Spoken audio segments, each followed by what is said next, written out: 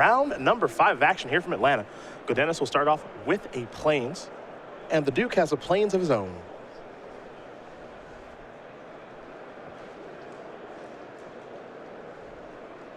For Reid, it is just a cliffside lookout. For Gaudenis, it's a fortified rampart. Looking to D up a little bit here. Both these players, a white-green. Reid appears to have a little bit of a splash of black in his deck. A swamp here for Vidugiris. He'll just pass the turn back over to Duke. Duke will miss his land drop, unfortunately. Gaudenis with a fertile thicket, so that'll trigger. He'll look at the top couple of cards, see if he can find a land in there. The only black card that appears to be in Reid's deck is a Gaudenis Emissary. Okay. And it looks like Gaudenis has a bit of a black splash going on here, too. Potentially just for Converge. We'll find out as the game goes. He also has a Drew Stalwart, so an incentive to play 3 colors there as well.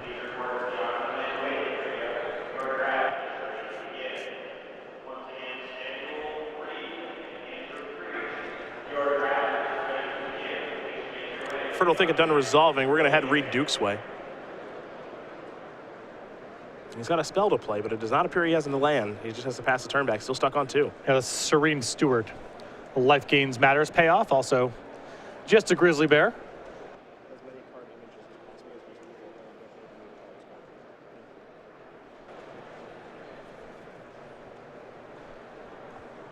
Another fortified rampart here. And this card could be a great payoff if you have enough, a critical mass of life gain.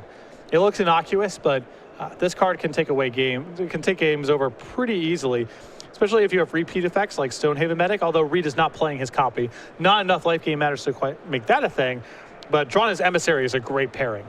Duke will discard his McKendy Patrol. That one gives allies vigilance. Gaudenis with a land. He'll just pass the turn back. There's a copy of Blighted Woodland. And he's getting ready to sacrifice that. Duke does find a land to Mortuary Mire. Has no interest in putting that creature on top of his deck. And now Gaudenis will activate that Blighted Woodland and search for some lands out of his deck. Feels a little bit like Crows and Verge for you old school players out there. But nowhere near as good. No, but also easier to play. Yes.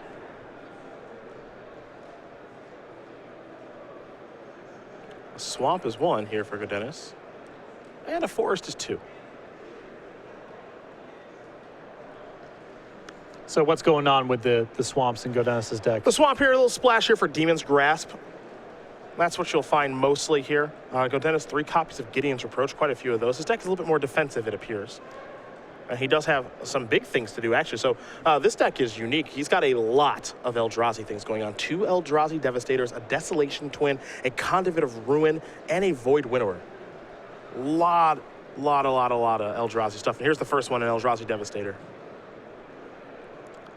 This is one of the Eldrazi's that are considered to be below the line by a lot of players, not quite good enough to play regularly, but you can see Gaudenis has a very clear strategy here. Slow the game down, get some extra mana in play, and just crank out as many 7 and 8 mana plays as he can get his hands on. And he's got a lot of mana here as well. You know, Eyeless Watcher, that makes Scion tokens to be able to pump. Lifespring Druid, that'll generate mana. Seek the Wilds will too.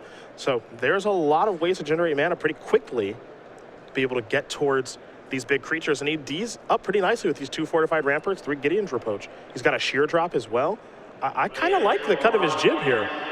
It feels kind of constructed-esque. It's a cohesive deck. Yeah. There's a plan here. It's not just a collection of cards across 3 colors. Gaudenis Emissary was the play there for Duke, but for now he's going to get attacked by the Eldrazi Devastator. There's a Tajuro Preserver. It looks like another copy of Spawning Bed. Just going to pass the turn back. Keep in mind, Gaudenis does have 2 copies of Spawning Bed as well, so you can see exactly what he's up to. He wants to get Eldrazi out ahead of schedule and be able to beat you down with them. Some of them are great, like Void Winnower, Desolation Twin. Conduit of Ruin can find the rest of the gang as well.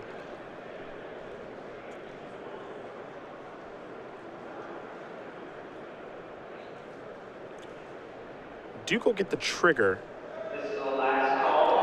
Not really in a position right now to do anything with the Serene Steward. Just needs to catch up on the board.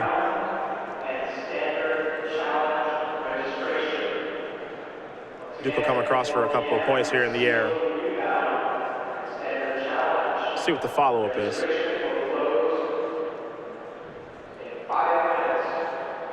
It's an Eyeless Watcher here from Duke. Okay. Some Scion tokens on the way. hopefully can break him out of these mana issues that he's had early on, but not a great answer to trample. 4 mana 1/1 that brings 2 Eldrazi Scion creatures with it.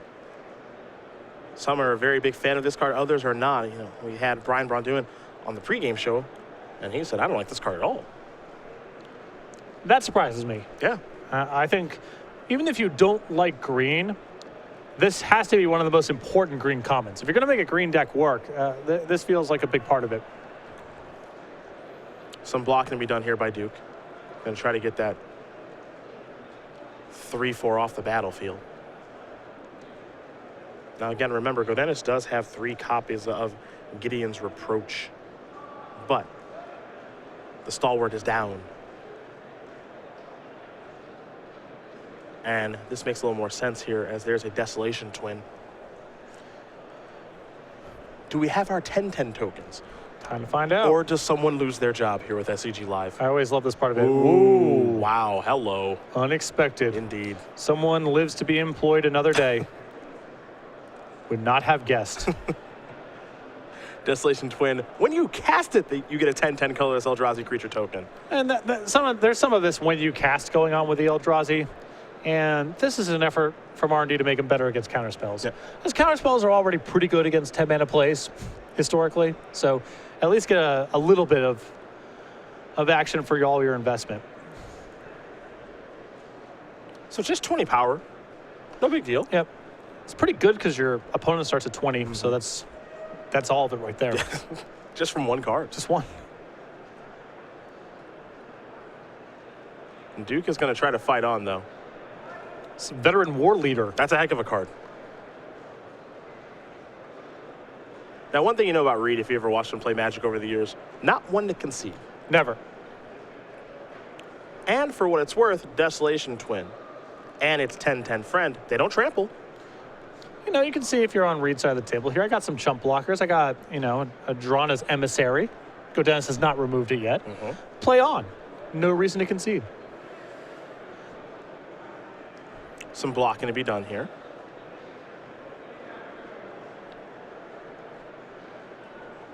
See if Reid has something. It appears that he does. All right, so. Never surrender. Yeah, we're 10 tactics, gain a little bit more life. Yeah, a little bit more toughness against the Trampler. Untapped, still got the Emissary in play. The veteran war leader on the battlefield as well. So we got a little something brewing here. It's not great, but. I mean, I suspect Reid's not getting another turn here, but I appreciate soldiering on in the face of adversity. Can't give up. And now no more. I'm surprised he didn't make Gaudenis attack. at least make him attack you. Gaudenis Vidugiris is going to win game number 1 here over Reid. Duke green-white with a little splash of black up a game over Reid's more pure Obzon deck. And taking a look at Gaudenis' deck again, he's very defensive, looking to get towards Eldrazi. He's got Conduit of Ruin, which can find Desolation Twin, 2 Eldrazi Devastators, and a Void Winnower. Pretty sweet deck here. His deck is pretty defensive. 3 Gideon's Reproach, ways to generate mana with Eyeless Watcher, Lifespring Druid, Seek the Wilds, and then just start cranking out Eldrazi to work that game. Yep. So I have found another black card in Reid's deck. It's a copy of Painful Truths. Okay. A fine splash card in Sealed. This matchup does look a little challenging on the face of it for Duke. He's playing with a slow deck, but one that's ultimately trying to attack with normal creatures. And I don't know how well he's going to do against a plan of defend myself early and then just crank out these 7, 8, 9, 10 mana plays. His deck is not nearly as powerful once it gets to that stage of the game. I don't know if he's fast enough to pressure Gaudenis sufficiently to prevent the game from getting to that point. What Reid has to do, and I think he'll probably realize this based off of what he saw in that last game, he's just got to try to be the aggressor.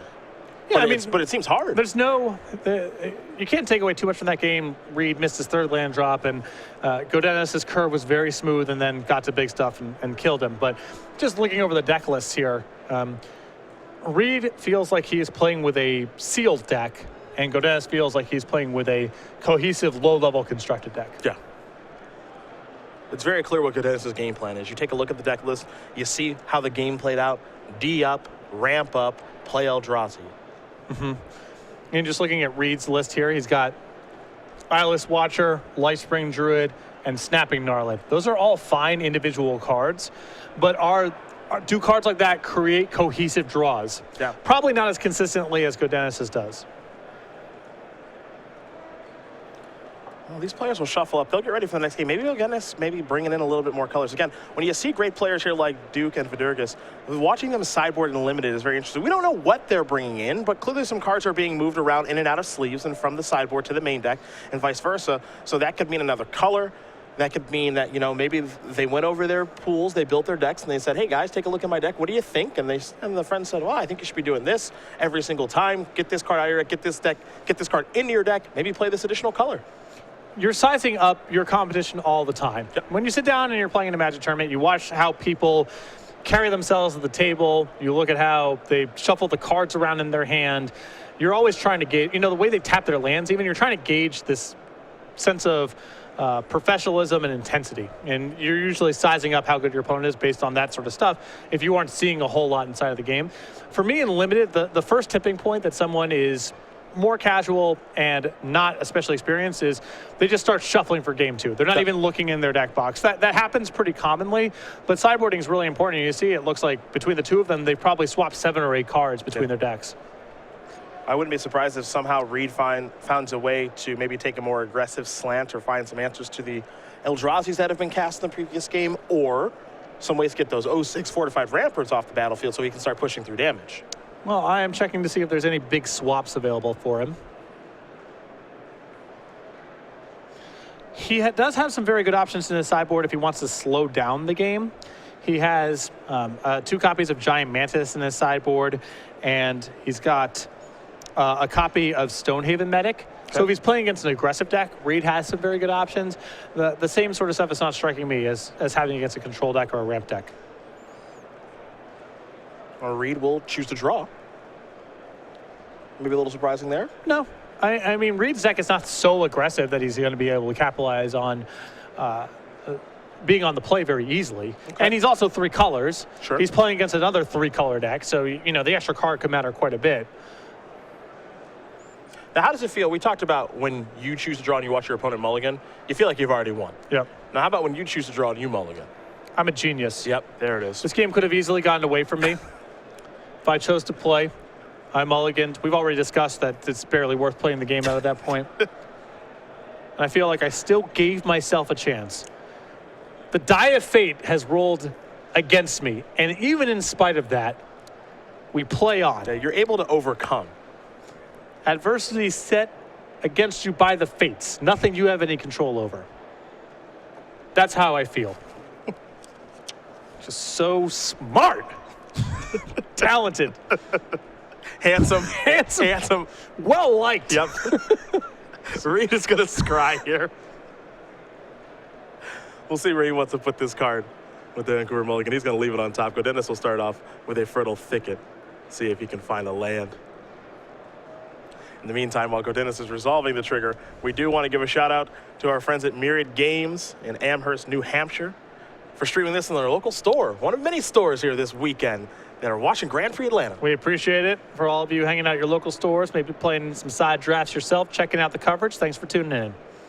A Plains here from Gaudenis that he found off the Fertile Thicket. It'll pass the turn back over to Duke. Duke started with the Plains, now he's got a Forest, and there is the Cub.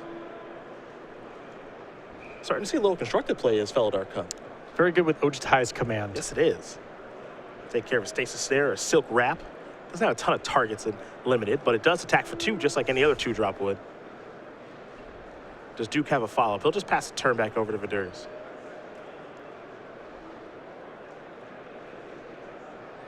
A 2-3 here with the Courier Griffin from Gaudenis. Over to Duke we go. Gotta put those creatures up front, Gaudenis. Just barely avoided a disqualification there. Right in the nick of time. I believe a Hedron Archive here for Reid. Yes, it is. So perhaps he's trying to accelerate to some big Eldrazi. There is a Swamp for Gaudenis. There are no Eldrazi in Reid's deck. This is the first one that I've seen. Okay. The big colorless Eldrazi's got nothing. Well, at the worst, it does draw 2 cards. Yeah, and you naturally, because of Awaken and other random expensive cards, it's going to be functional. This is a card that it's, I think, very rare that gets cut from a sealed deck, but Reid is not quite maximizing it. An Eyeless Watcher, Snapping Gnarly, pass the turn back. And this is what you kind of talked about a little bit during the sideboard. The disjointed nature of Reid's deck, it appears. Yes. I'm not sure he can attack through a 2/3. Gaudenis is at 18, making his land drops. Top end, a lot more powerful than Reid's. Blighted Woodland here for Gaudenis. He's got one of those. He's got 2 Fertile Thickets and 2 Spawning Beds. And now he's tapping 6 mana, but for what? Conduit of Ruin, a great card in his deck, actually. That'll trigger. He's got a bevy of options to search up, so we'll see which he chooses.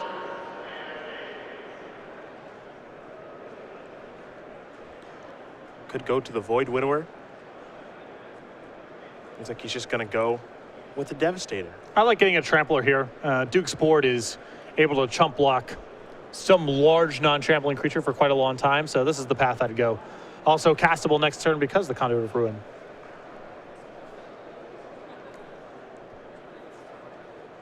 Well, we're going to go Reid Duke's way. He's untapping, he's drawing. He's got to get past that 2/3 Courier Griffin and a very large Eldrazi in Conduit of Ruin. There's a forest. He's tapping mana very quickly here. It looks like he's got the Angel. It's a lot of life, but this is not the kind of matchup where Gaudenis is too concerned about that. Angel of Renewal to play there for Duke. I mean, a 4/4 flyer is good on this board. At least it allows Duke to do some attacking. But Gaudenis is really trying to overpower Duke here. And you see Duke up to 26. But the Eldrazi might be coming in the red zone soon here. And we saw just how powerful the Eldrazi Devastator was last game. It might be good enough to get the job done this game.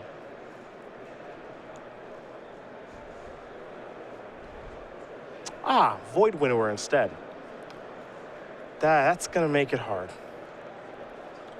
It's going to make it hard. I'm not sure if you see how many even permanents there are out there on the battlefield here for Reid, but it's quite a few. And 0's even, right? Yep. And 2, 2, 4, 0, 0, 6. Yeah. Your opponents can't block with creatures with even converted mana cost. That's good that Reid gained some life last turn, I guess. Can't play spells with even converted mana cost either. I don't know if he's got any spells to cast, but this is getting hard. Also, 11/9's, pretty big. Yep. Not a good sign if Reid is opening the turn with sacrificing the archive. Yeah. Void Winnower is such an interesting card because you take a look at that card and it almost feels like a joke, right? Even cards can't do something. Okay, sure. I'm not quite sure about the applications of that. I don't know.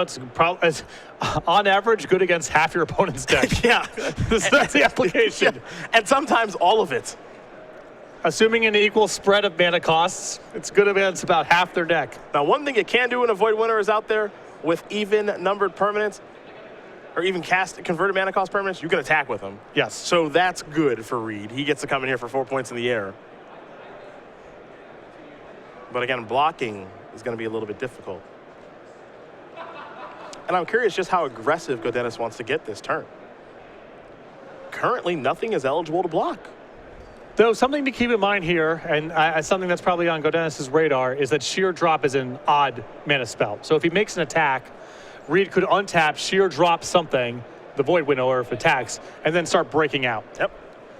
It's probably not enough of a reason to hold back on an attack, and you see Gaudenis just sends in his enormous creatures, but that's a card he's got to think about before taking an action. And one of the things that's nice here, too, is you don't have to worry about Smite the Monstrous. Yep, off the table. Costs 4 mana. So you have to play this weird subgame in your head of, okay, well, these cards are off if they cost 2, 4, 6 even numbers, and these cards are on. And Sheer Drop, as you mentioned, 3 mana, so that's on. Now the Duke is going to take a look at the Void Winnower. It's a doozy. It attacks for a bunch, Reid. And Reid does have a copy of Tajuru Warcaller in his deck, but I don't think he has enough to attack for lethal. He also has a copy of Smite the Monstrous in hand right now. Perfect. Yep. Yeah, that's going to do it right there. Gaudenis Vidugiris is going to win this match over Reid Duke. The power of Void Widower, a little too much for Reid to handle. He can't even. I'm sorry, I had to. Gaudenis moves on to 5-0. Ugh, you had to. I thought we were gonna get out of that without that happening. I'm mostly here to disappoint you. That was not great. I'm sorry. Congratulations to Gaudenis. His 5th win. Reid, first loss. Yep. Disappointment washing over the broadcast as Cedric could not help himself from making that pun.